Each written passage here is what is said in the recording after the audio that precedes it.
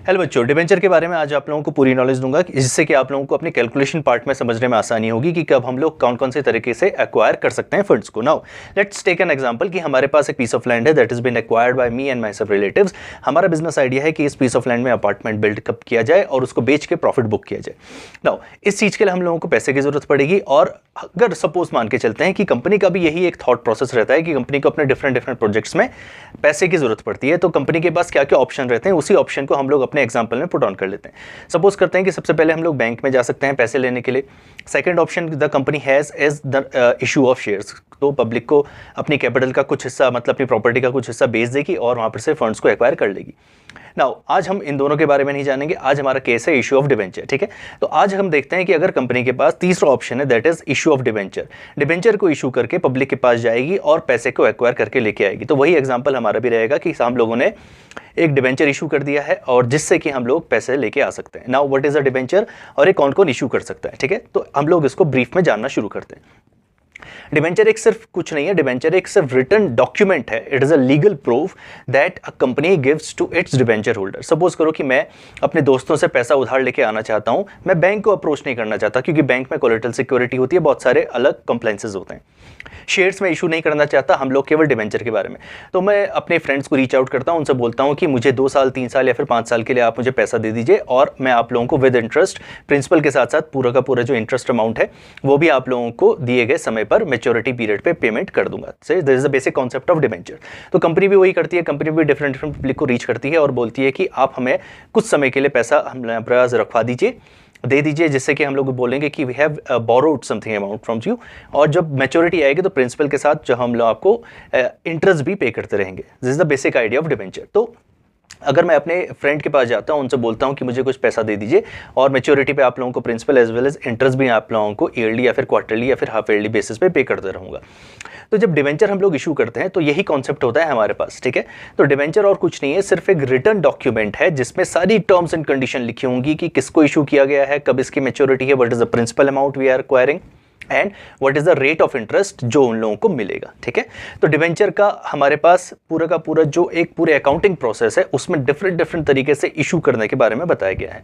तो अब हम इसको जानना शुरू करते हैं। ठीक है, तो debentures can be issued for cash, मतलब अगर मैं उधार लेके आना चाहता हूं, बोरो करना चाहता हूं, तो directly what I can get cash. Cash मतलब बैंक में पैसा आ सकता है। And the second case is other than cash. ठीक है, दूसरा हो सकता है अदर देन कैश, मतलब डिबेंचर तो इशू कर दूंगा लेकिन उसके बदले में मेरे पास कुछ भी पैसा नहीं आएगा, उसके बदले में हम लोग उसके सर्विस कुछ भी सर्विसेज को एक्वायर करेंगे। ठीक है, डिफरेंट हमारे केस रहते हैं। Now let's take an example of apartment को बिल्ड करना है, उसके लिए पैसे की जरूरत है।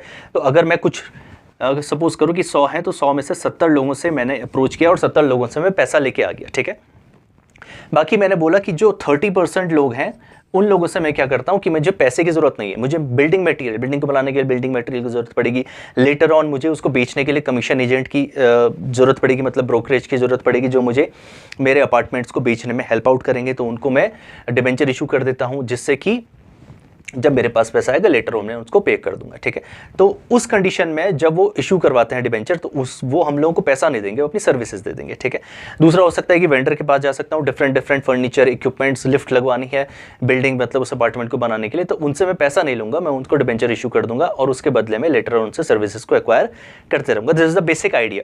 तो debenture can be issued for cash and debenture can be issued other than cash. तो अदर देन कैश में जब डिबेंचर इशू किया जाता है वो किस किस को इशू हो सकता है। Says the debenture can be issued for as collateral security. Second case है हमारा the debentures can be issued to the vendors. Vendors मतलब वही जो हम लोगों ने बोला building equipment, building material, furniture. Vendor का मतलब सप्लायर को भी इशू किया जा सकता है। ठीक है, तो इन दो केसेस में हम लोगों को अपनी अकाउंटिंग करनी होती है और डिफरेंट तरीके से देखना होता है। नाउ कैश में जब हम बात करते हैं तो कैश में तो हमारे पास एक ऑप्शन है कि भाई डिबेंचर इशू कर दिया और बदले में हमारे पास क्या हो गया, पैसा आ गया, तो ओनली कैश और we can say that bank. तो बैंक अकाउंट डेबिट हो जाएगा। ठीक है, तो डिफरेंट हमारे पास ऑप्शन है जिससे हमारे पास पैसा आ सकता है। अब देख सकते हैं कि जब कंपनी के पास जरूरत होती है पैसे की तो उसको जब डिबेंचर इशू किया जाता है तो वो कौन से टर्म्स एंड कंडीशन होती है जिसमें डिबेंचर को इशू कर सकते हैं। पे इशू करना, डिबेंचर को डिस्काउंट पे इशू करना और डिबेंचर को प्रीमियम पे इशू करना, इशू का मतलब बेचना, ठीक है, पब्लिक को। नाउ जिस भी डिबेंचर होल्डर के पास ये डिबेंचर्स जाएंगे तो उसके पास 3 कंडीशन होती है। The company has 3 condition. एक, अगर हम लोगों ने डिसाइड किया है कि अपने डिबेंचर की कीमत 100 रुपये रखी जाएगी और उसको हम लोग अल्टीमेटली बेचते भी 100 ही रुपये में है, तो ये कंडीशन होती है पार की कंडीशन। दूसरा, अगर हम लोगों ने डिसाइड किया है कि मेरे डिबेंचर की कीमत 100 रुपये होगी लेकिन मैं उसको बेच देता हूँ 100 से कम पे, सपोज करो कि 90 रुपये में बेच देता हूँ, तो एक कंडीशन है डिस्काउंट की।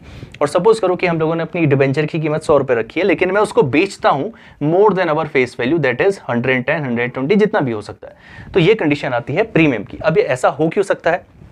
द फर्स्ट, पार कंडीशन का मतलब होता है कि कोई भी नॉर्मल कंडीशन होती है। डिस्काउंट में क्यों कर सकता है? डिस्काउंट का मतलब ये होता है कि हम लोगों को बहुत ज़्यादा नीड हो सकती है। सेकंड, हम लोग इतनी रेप्यूटेड कंपनी नहीं हो सकती है जिसमें पब्लिक हर कोई सब्सक्राइब करने के लिए इच्छुक हो, तो हम लोग उनको क्या करते हैं, ऑफर करते हैं कि आप हमें सिर्फ 90 रुपये दीजिए, लेटर हम आपको पूरा का पूरा पैसा पे करेंगे। और तीसरा होता है कि कंडीशन जो बहुत ही रेप्यूटेड कंपनी होती है, ऐसी कंपनी का डिबेंचर हर कोई खरीदना चाहता है, डिबेंचर होल्डर बनना चाहता है, तो उस कंडीशन में कंपनी खुद से अपने प्रीमियम चार्ज कर सकती है। इसका मतलब बोलते हैं कि हमारी कीमत तो 100 रुपये है एक डिबेंचर की, लेकिन हम इसको 110 रुपये में बेचेंगे। क्यों? क्योंकि हम लोग बहुत ज़्यादा रेप्यूटेड कंपनी है और हर कोई इसको खरीदना चाहता है, तो हम लोग इसकी प्राइसेस को थोड़ा बढ़ा देते हैं, ठीक है। तो ये तो हो गया at the time of acquisition, fund को एक्वायर करते समय। लेकिन इसका दूसरा कंडीशन होता है रिडम्पशन। तो ये कंडीशन अगर इशू है तो सेकंड हो जाएगी रिडम्पशन की। तो रिडम्पशन भी 3 तरीके से हो सकता है आपका, एट पार भी हो सकता है, एट डिस्काउंट भी हो सकता है, एट प्रीमियम भी हो सकता है। लेकिन आप लोगों को जब अपनी अकाउंटिंग करनी है तो हम लोगों को सिर्फ और सिर्फ redemption at the rate of premium देखना है, ठीक है। तो हम लोगों को सारी कंडीशन देख पा रही है कि हम लोगों को रिडम्पशन केवल और केवल प्रीमियम के ऊपर ध्यान देना है और कुछ नहीं करना है। और इस पर्टिकुलर जितने भी आपके टॉपिक्स हैं इन सब की वीडियोज़ आप लोग चेक कर सकते हैं चैनल में। और अंटिल देन, स्टडीज़।